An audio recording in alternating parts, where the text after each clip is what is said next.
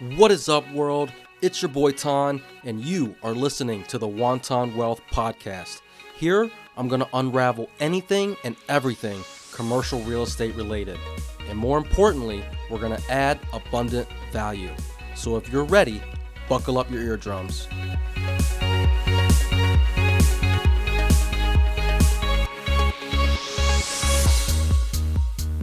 So when was the last time you heard about Mailbox money? You know, it's those investments that people promises brings you money in your mailbox every month and you don't have to lift a finger. Sounds too good to be true, right? It sounds like those gurus out there selling $1,000 courses for the perfect investment. Am I right? Well, under normal circumstances, I would tell you that mailbox money is a bunch of bullshit. But in today's episode, mailbox money actually exists. They exist in something called an absolute net lease. Now, in a previous episode, I talked about net leases, where a tenant would shoulder the expenses of the three nets, which are taxes, insurance, and CAM, or common area maintenance. Now, absolute net leases take triple net leases to the next level. Imagine your tenant paying their pro rata share of the property's expenses, but also shouldering the burden from structural repairs and even capital improvements. Yeah, we're talking about all the big ticket items that can make or break your budget. Now, scoring an absolute net lease is like hitting the jackpot in Vegas. You're going to need a prime location, you're going to need a national tenant, think the big brands, and a lease that pretty much lasts forever. This lease type is the ultimate set it and forget it investment. And we're going to break it down with an example for you. So we have John and Sarah again. John is the tenant, Sarah is the landlord. John is going to decide to go all in and sign an absolute net lease with Sarah for a commercial space that she has. The base rent, we're going to say it's $1,000 a month for 5 years. But here's where it gets interesting. John's responsible for everything. Property taxes, let's say that's $10,000 a year. So he's shelling out roughly $830 a month.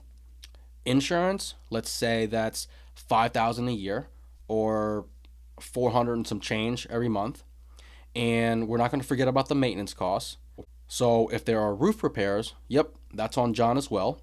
And then you got any of the common area maintenance, but in this case, it's probably just one tenant, so all of the maintenance is going to be on John. If you total everything up from the base rent at $1,000, your property taxes at $830 a month or something like that, and then your property insurance, you get $400 and maybe $20 a month. It comes up to about $2,200 a month or so. But remember, this is an absolute net lease that we're talking about. Sarah's got the true mailbox money coming in every month without John knocking on her door for extra expenses. If the foundation goes out, if the roof caves in, if the HVAC blows up, John's taking care of all of that. And Sarah doesn't do anything. And a quick value tip for you guys. Sometimes tenants pay these expenses directly to the provider instead of reimbursing the landlord.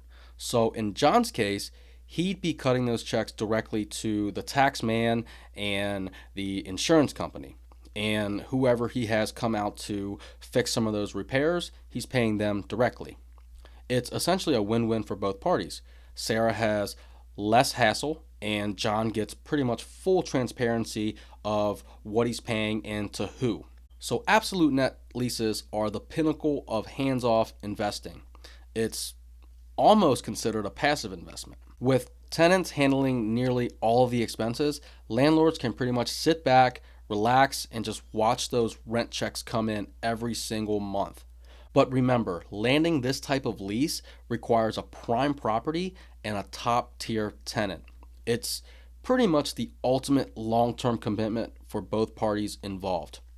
Outside of this, I don't think there's anything out there that's true mailbox money. So beware when somebody's telling you that you're going to get true mailbox money.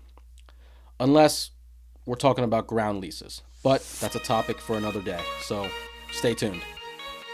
And that's a wrap. If you've made it this far, that means you've listened to the entire episode, so thank you. I hope you enjoyed it, and if you did, please leave a review on Spotify, Apple Podcasts, or wherever you're listening from. And if you've learned something or found it useful, share it with one of your homies. And if you want to get in touch with me, I'm pretty active on IG. My handle is pro_TANH. Reach out, let me know what you liked, what you didn't like, or what you want to hear about in the future. I'm here to tailor this to you. Until next time.